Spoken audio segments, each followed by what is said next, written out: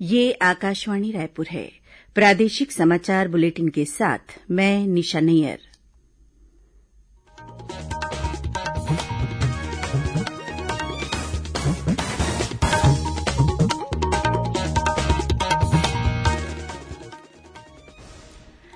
अब पेश है आज के मुख्य समाचार। प्रधानमंत्री नरेंद्र मोदी ने नेताजी सुभाष चंद्र बोस की 125वीं जयंती वर्ष के उपलक्ष्य में आज कोलकाता में पराक्रम दिवस समारोह का शुभारंभ किया। कहा, नेताजी का जीवन, उनके कार्य, उनके निर्णय हम सभी के लिए एक बड़ी प्रेरणा है। मुख्यमंत्री ने चंदखुरी स्थित राज्य पुलिस प्रशिक्षण अकादमी का नामकरण नेताजी सुभाष चंद्र बोस के नाम पर करने की घोषणा की। छत्तीसगढ़ माध्यमिक शिक्षा मंडल ने बोर्ड परीक्षा की समय सारिणी घोषित की। 10वीं की परीक्षा 15 अप्रैल से और 12वीं की परीक्षा 3 मई से होगी शुरू। और राष्ट्रीय मतदाता दिवस के अवसर पर 25 जनवरी को इलेक्ट्रॉनिक मतदाता फोटो पहचान पत्र ई-इपिक लॉन्च किया जाएगा।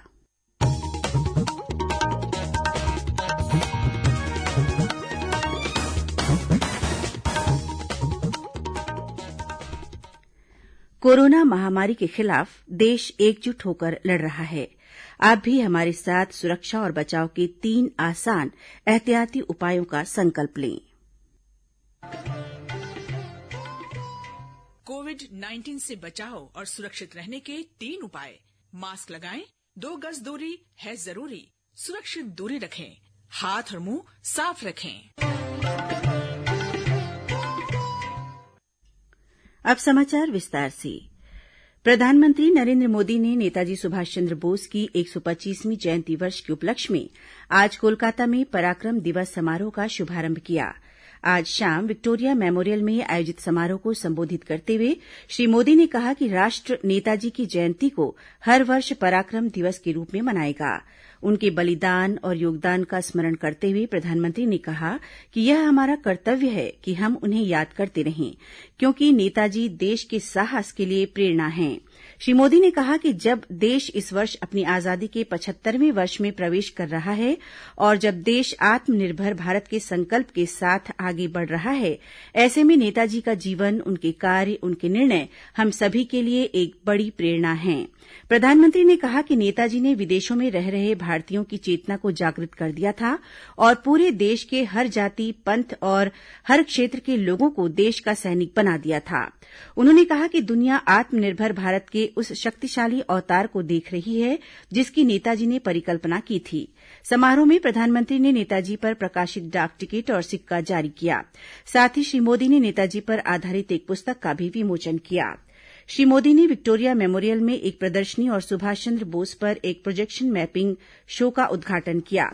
प्रधानमंत्री ने आज दोपहर दक्षिण कोलकाता स्थित सेनानी सुभाष चंद्र बोस के पैतृक निवास स्थान नेताजी भवन का दौरा किया और महान स्वतंत्रता सेनानी को श्रद्धांजलि अर्पित की।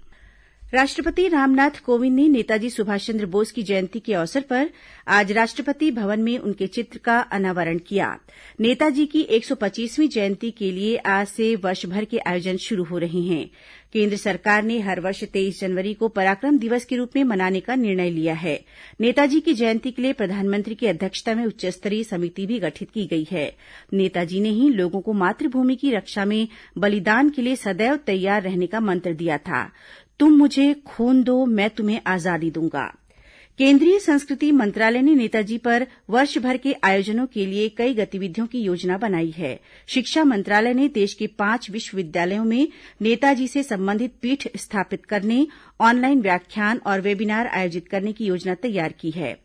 सूचना और प्रसारण मंत्रालय का राष्ट्रीय फिल्म विकास निगम नेताजी के स्वप्न को साकार करने संबंधी लघु फिल्म प्रतियोगिता का आयोजन करेगा। दूरदर्शन और आकाशवाणी से भी नेताजी के जीवन तथा कालखंड पर चर्चाओं, वृत्तचित्रों और अन्य कार्यक्रमों का प्रसारण होगा। रेल मंत्रालय ने हावड़ा कालका मेल का नाम बदलकर नेताजी एक्सप्रेस कर दिया है। इधर छत्तीसगढ़ में भी नेताजी सुभाष चंद्र बोस की जयंती के अवसर पर विभिन्न कार्यक्रम आयोजित किए जा रहे हैं। राज्यपाल अनुसुईया उइके ने नेताजी सुभाष चंद्र बोस की जयंती पर आज छिंदवाड़ा जिले के सुभाष टापू में आयोजित कार्यक्रम में नेताजी की प्रतिमा पर पुष्प अर्पित कर उन्हें नमन किया। इस अवसर पर सुश्री उइके ने कहा कि नेताजी के जीवन दर्शन को जो अपने जीवन में उतार लें, उन्हें अवश्य सफलता मिलेगी और उनमें राष्ट्र निर्माण की भावना सुदृढ़ होगी। उन्होंने कहा कि नेताजी ने देश के लिए अपना सब कुछ न्यौछावर कर दिया। राज्यपाल ने कहा कि प्रधानमंत्री के आह्वान पर पूरे देश में नेताजी की जयंती को पराक्रम दिवस के रूप में मनाया जा रहा है। मुख्यमंत्री भूपेश बघेल ने आज नेताजी सुभाष चंद्र बोस की जयंती के अवसर पर इंदिरा गांधी कृषि विश्वविद्यालय रायपुर के बायोटेक इंक्यूबेशन सेंटर और एग्री बिजनेस इंक्यूबेशन तथा उत्पादन केंद्र का शुभारंभ किया। मुख्यमंत्री ने इस इंक्यूबेशन सेंटर का नामकरण स्वतंत्रता संग्राम सेनानी सुभाष चंद्र बोस के नाम पर करने की घोषणा की। मुख्यमंत्री ने अपने निवास कार्यालय में आयोजित वर्चुअल कार्यक्रम में 30 करोड़ रूपये की लागत से बन रहे बायोटेक इंक्यूबेशन सेंटर भवन का शिलान्यास किया। यह सेंटर इंदिरा गांधी कृषि विश्वविद्यालय परिसर में स्थापित होगा। श्री बघेल ने राज्य योजना आयोग के कक्षों का नामकरण और आइडिया कैफे का लोकार्पण भी किया। मुख्यमंत्री ने अपने निवास कार्यालय में आयोजित समारोह में चंदखुरी स्थित राज्य पुलिस प्रशिक्षण अकादमी का नामकरण स्वतंत्रता संग्राम सेनानी नेताजी सुभाष चंद्र बोस के नाम पर करने की घोषणा की।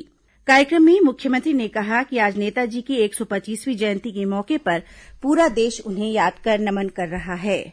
उन्होंने कहा कि पुलिस अकादमी में प्रशिक्षण लेने वाले पुलिस अधिकारी नेताजी से प्रेरणा लेकर उनके आदर्शों पर चलने के लिए प्रेरित होंगे।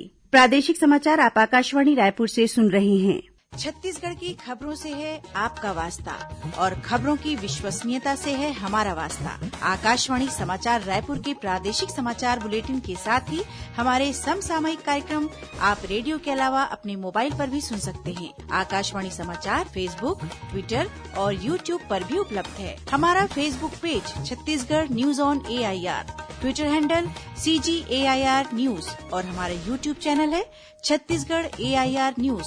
तो अब रेडियो के साथ ही आपके मोबाइल के जरिए भी हम पहुंच रहे हैं आप तक। छत्तीसगढ़ की हर खबर के लिए सुनते रहिए आकाशवाणी समाचार। अब आगे बढ़ते हैं बाकी के समाचारों की ओर। छत्तीसगढ़ माध्यमिक शिक्षा मंडल द्वारा 10वीं और 12वीं बोर्ड परीक्षा की समय सारिणी घोषित कर दी गई है। मंडल से प्राप्त जानकारी के मुताबिक कक्षा 10वीं की परीक्षा 15 अप्रैल से शुरू होगी, जो 1 मई तक चलेगी। वहीं कक्षा 12वीं की मुख्य परीक्षा 3 मई से प्रारंभ होकर 24 मई को समाप्त होगी। मंडल के सचिव ने बताया कि मुख्य परीक्षाएं ऑफलाइन मोड में आयोजित की जाएंगी। इसके लिए विद्यार्थियों को उन्हीं के स्कूलों में परीक्षा केन्द्र बनाकर परीक्षा देने की व्यवस्था की जाएगी। परीक्षा केन्द्रों पर केन्द्र और राज्य सरकार द्वारा समय समय पर जारी किए गए कोरोना संक्रमण से बचाव के लिए सभी दिशा निर्देशों का पालन करना अनिवार्य होगा। मुख्य परीक्षा की समय सारिणी मंडल की वेबसाइट पर भी उपलब्ध है। मंडल के सचिव ने बताया कि इस वर्ष परियोजना कार्य और प्रायोगिक परीक्षाएं 10 फरवरी से शुरू होंगी। इन परीक्षाओं में सोशल डिस्टेंसिंग का पालन करते हुए एक विषय की प्रायोगिक परीक्षा एक दिन में 2 से 3 शिफ्ट में आयोजित की जाएगी। प्रायोगिक परीक्षा में बाह्य परीक्षा की अनिवार्यता को समाप्त कर दिया गया है। यथासंभव 10 मार्च से परियोजना कार्य और प्रायोगिक परीक्षाएं पूरी कर ली जाएंगी। इसके अलावा कक्षा 9वीं और 11वीं की परीक्षाएं स्थानीय स्तर पर आयोजित की जाएंगी। इसी तरह छत्तीसगढ़ राज्य ओपन स्कूल द्वारा आयोजित मुख्य और अवसर परीक्षा की समय सारिणी भी घोषित कर दी गई है। इसके अनुसार ओपन स्कूल की मुख्य और अवसर परीक्षा 24 मई से शुरू होगी, जो 15 जून तक चलेगी।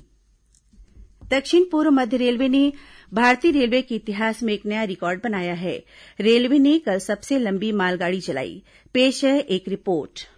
कल छत्तीसगढ़ के रायपुर रेल मंडल के भिलाई डी केबिन से बिलासपुर मंडल के कोरबा तक देश की सबसे लंबी मालगाड़ी चलाई गई। इस मालगाड़ी की कुल लंबाई करीब 3.5 किलोमीटर थी और इसमें 300 वैगनों को जोड़ा गया था। इस ट्रेन को वासुकी नाम दिया गया है। इसके पहले बीती 29 जून को 3 लोडेड मालगाड़ियों को एक साथ जोड़कर लॉन्ग हॉल सुपर एनाकोंडा गाड़ी चलाई गई थी। लॉन्ग हॉल रैक के परिचालन से क्रू स्टाफ की बचत तो होती ही है, रेलवे ट्रैक का सही इस्तेमाल और उपभोक्ताओं को त्वरित डिलीवरी भी प्राप्त होती है। वैसे 5 रैक चलाने में 5 लोको पायलट, 5 सहायक लोको पायलट और 5 गार्ड की आवश्यकता पड़ती है। लेकिन कल चलाई गई वासुकी ट्रेन में केवल 1 लोको पायलट, 1 सहायक लोको पायलट और 1 गार्ड की ही आवश्यकता पड़ी। विकल्प शुक्ला, आकाशवाणी समाचार, रायपुर।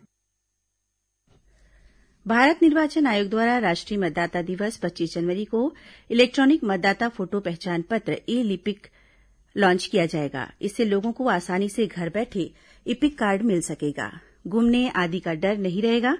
इसे मतदाता अपने मोबाइल पर स्टोर कर सकता है। यह एक डिजिटल पीडीएफ फॉर्मेट पर उपलब्ध होगा, जिसे मतदाता अपनी जरूरत के हिसाब से कभी भी डाउनलोड कर प्रिंट करवाकर उपयोग कर सकता है। 25 जनवरी से nvsp.in अथवा voterportal.eci.gov.in या वोटर हेल्पलाइन मोबाइल एप्लीकेशन के माध्यम से डाउनलोड किया जा सकता है। इसके लिए मतदाता को अपना रजिस्ट्रेशन पोर्टल पर करना होगा।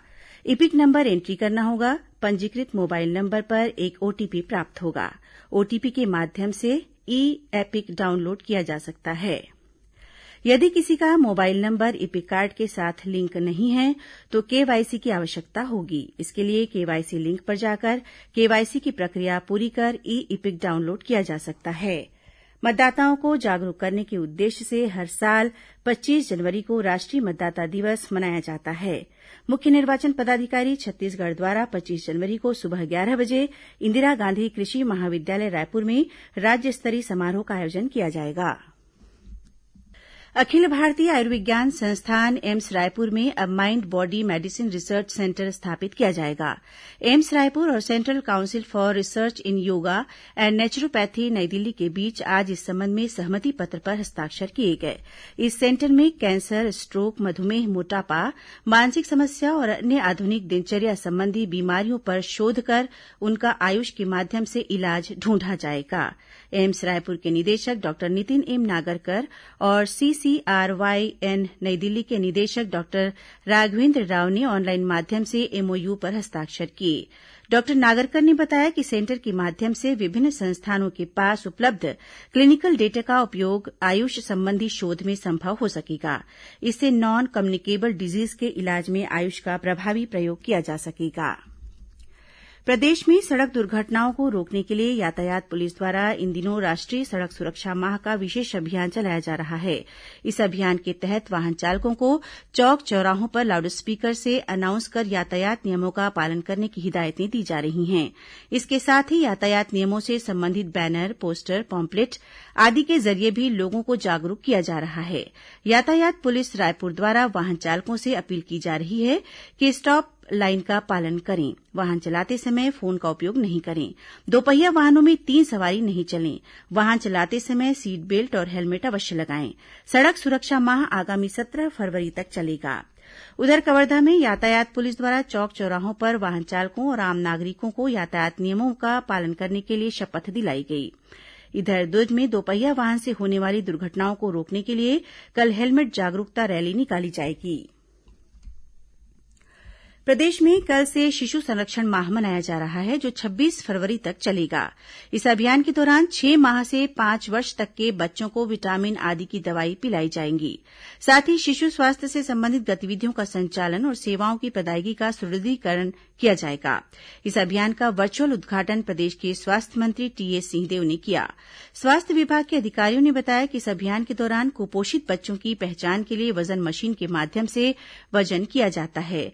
बच्चे का वजन कम होने की स्थिति में उन्हें सुपोषित करने का प्रयास किया जाएगा। इसके अलावा अति गंभीर कुपोषित बच्चों को पोषण पुनर्वास केन्द्र में भर्ती कराया जाएगा। प्रदेश में धान खरीदी का आंकड़ा लगातार बढ़ रहा है। प्रदेश में अब तक 86,50,000 मीट्रिक टन से अधिक धान की खरीदी हो चुकी है। इस दौरान 19,83,000 से अधिक किसानों ने समर्थन मूल्य पर धान बेचा है। किसानों को 14,960 करोड़ रुपए का भुगतान उनके बैंक खाते में ऑनलाइन किया गया है। वहीं कस्टम मिलिंग के लिए अभी तक 26,06,000 मीट्रिक टन धान का उठाव किया गया है। पंचायत और ग्रामीण विकास मंत्री टीएस सिंहदेव कल रात 7:30 बजे आकाशवाणी रायपुर से प्रसारित विशेष कार्यक्रम हमर ग्राम सभा में राज्य शासन की नीतियों, योजनाओं और कार्यक्रमों के बारे में जानकारी देंगे। इस कार्यक्रम को मीडियम वेव 981 किलोहर्ट्ज पर सुना जा सकता है। इस कार्यक्रम को प्रदेश स्थित आकाशवाणी के सभी केंद्र एक साथ रिले करेंगे।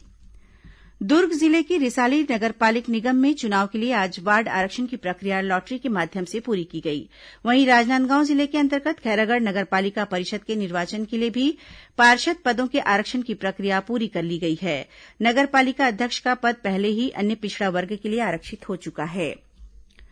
पोषण अभियान के तहत आंगनबाड़ी केन्द्रों में मिलने वाले पूरक पोषण आहार की गुणवत्ता का पूरा ध्यान रखा जाएगा। केंद्रीय महिला और बाल विकास मंत्रालय ने इस संबंध में सभी राज्यों के मुख्य सचिवों को पत्र लिखकर आवश्यक दिशा निर्देश दिए हैं। अब कुछ अन्य खबरें संक्षिप्त में।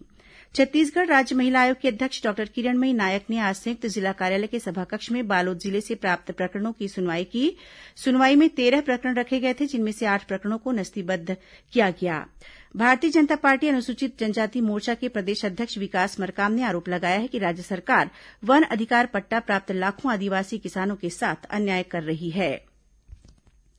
आम आदमी पार्टी द्वारा कल किसानों की समस्याओं को लेकर प्रदेश के सभी जिला मुख्यालयों में विरोध प्रदर्शन किया जाएगा। बीजापुर जिले के भैरमगढ़ थाना क्षेत्र में पांडी मुर्गा घाट पर मछली पकड़ने गए एक युवक की इंद्रावती नदी में डूबने से मौत हो गई और राजनांदगांव जिले में गेंदाटोला पुलिस ने मवेशियों की तस्करी के मामले में फरार आरोपी को महाराष्ट्र से गिरफ्तार किया है। अंत में मुख्य समाचार एक बार फिर।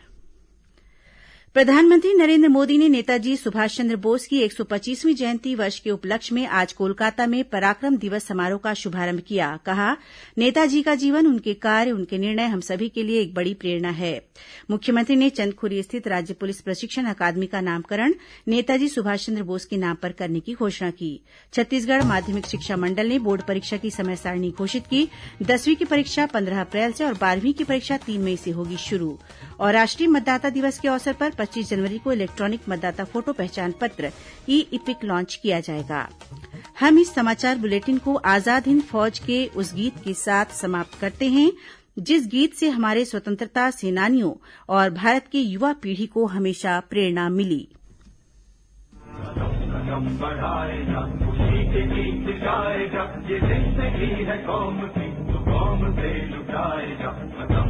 बढ़ाएगा, खुशी के गीत गाएगा, ये जिंदगी है कौम की।